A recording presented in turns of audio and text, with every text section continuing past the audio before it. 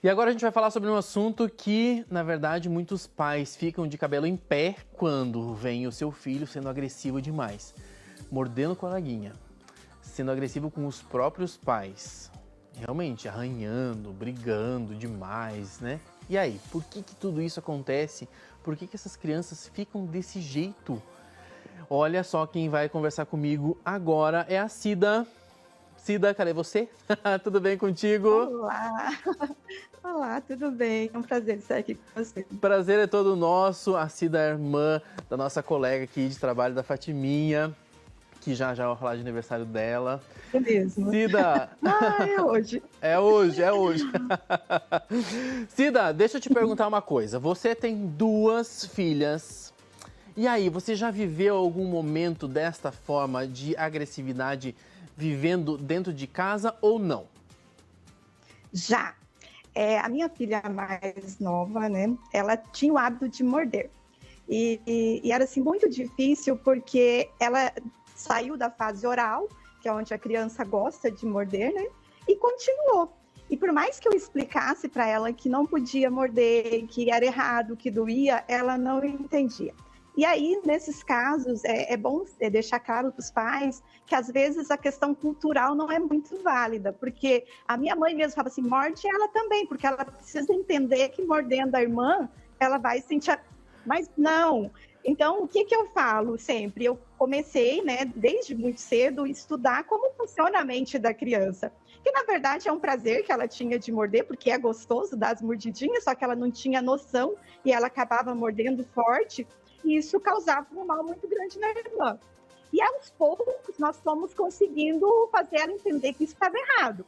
Ok, sanamos o problema. Porque, na verdade, quando a criança ela tá vivendo isso, ao mesmo tempo você adulto, né, ou adulto, enfim, precisa explicar para essa criança o que está acontecendo, por que isso é errado. Porque até como você falou, é gostosinho às vezes morder, porque a pele é macia, é bom.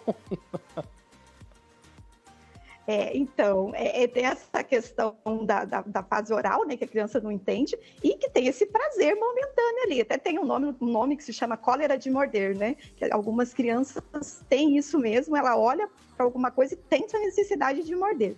Mas isso também se dá pelo fato de que a criança, o cérebro da criança, do nosso cérebro, ele é dividido em partes, né? E o que acontece? A parte que controla as emoções, os sentimentos, né, o que eu posso, o que eu não posso, é o que mais demora para amadurecer no ser humano, por volta de 24 a 25 anos. Então, a criança ela não consegue ter esse entendimento que está errado, e ela pode estar causando uma dor no colega ou no irmão, né, em alguém ali próximo. Então, o que o pai e a mãe precisam estar atento? Tem alguns fatores, né? Vou citar alguns. Por exemplo, quando chega uma criança para mim nessas condições que os pais falam, olha, meu filho morde demais, belisca, bate, empurra, vamos investigar o contexto que essa criança está, né? Ela apanha, alguém belisca ela, né? Ela vive num ambiente que tratam ela com hostilidade? Não bate, não acontece isso. Tá, mas e como é o sono dessa criança, né? Essa criança dorme adequadamente? Ela tem a quantidade de sonos programadas para a idade dela? Já fiquei imaginando situações onde ela assiste talvez alguns desenhos que sejam mais agressivos e tudo mais. Você vai tendo visões do que podem ter acontecido com essa criança. Isso, os pais precisam começar a fazer uma avaliação. O que ela assiste, se ela dorme bem, por quê? O que acontece? Quando nós não dormimos, é normal a gente ficar irritado. Então, uma criança que não dorme não é diferente do adulto. Vai começar a ficar irritado, vai começar a ficar com o raciocínio lento. Então, são fatores. Outro fator, quanto tempo essa criança fica nas telas? Sabe? A ciência prova aí para nós que as telas, quando eu digo telas, eu me refiro a celular, tablets, televisão, videogames, são todas essas. Então, isso dá uma irritabilidade muito grande na criança. Por quê? Porque a criança ela tem muita energia. E como que se gasta essa energia? se movimentando. Então, uma criança que fica horas ali na frente das telas, lógico que uma hora ela vai explodir e ela vai agir talvez de uma forma que não convém, que não é adequado, mas nem sempre a culpa é dela. A culpa é do adulto que está ali por trás e que não dosa essa questão, né, das telas, por exemplo. Outro fator, se essa criança se alimenta bem, sabe? O açúcar em excesso causa um estrago gigantesco na vida de uma criança, né? Aí, às vezes, a família fala assim, eu não bato, mas a criança dorme tarde, né? Não tem ali o ciclo do sono, não tem rotina de sono. Aí a criança fica horas nas telas e a criança ainda come muito açúcar, muita gordura, não faz exercícios, né? Então, tudo isso vai somando e chega um momento que a explosão vem. E é uma das coisas que você até estava citando agora, que é justamente isso, colocar muitas vezes o limite, né? Porque tem criança que não tem o limite. A partir do momento que ela está fazendo alguma coisa e ela continua fazendo, ela não vê uma necessidade de parar e assim vai indo. E esse colocar o limite tem uma função importante na vida dessa criança, né? Sim, toda criança ela precisa ter limites e ter regras. E você precisa ter uma rotina estabelecida, porque a rotina ela dá previsibilidade para a criança, ela sabe o que vai acontecer. Então, uma criança que tem uma rotina, é mais fácil você impor limites para ela, né? Olha, e o que acontece? Por exemplo, às vezes a criança está numa festinha lá com os amigos, um momento de distração, de se divertir, quando vê, bate no colega. Então, o que a mãe tem que fazer? Você vai acolher. Não, assim, um conselho que sempre dou para os pais: não vai pegar seu filho, sacudir, chamar a atenção dele ali na frente do amigo, entendeu? É como se ele brigou com o coleguinha, fez alguma coisa errada e o pai vai lá e faz isso também de uma forma errada, brigar e gritar e tudo mais. Nesse momento tem que acolher para depois explicar o que está acontecendo. Exatamente. Se você fizer, você está reforçando aquilo que ele acabou de fazer. Então, é difícil, sabe? Porque tem os olhares que estão te julgando à sua volta. Porque quando isso acontece com uma criança, as pessoas já pensam, a mãe não educa, falta limites, entende? Então, o que a família tem que fazer? A mãe, o pai ali, o cuidador. Você vai tirar essa criança daquele ambiente, você vai levar ela para um outro lugar, você vai ficar na mesma altura dos olhos dela, né? E você vai conversar e vai falar: olha, você não pode fazer isso, porque a dor que você sente, seu amigo também sente. É errado, né? Você está sentindo raiva. Outro ponto importante é explicar para a criança o que ela está sentindo, porque ela não tem consciência de entender que aquele sentimento de raiva pode passar, né?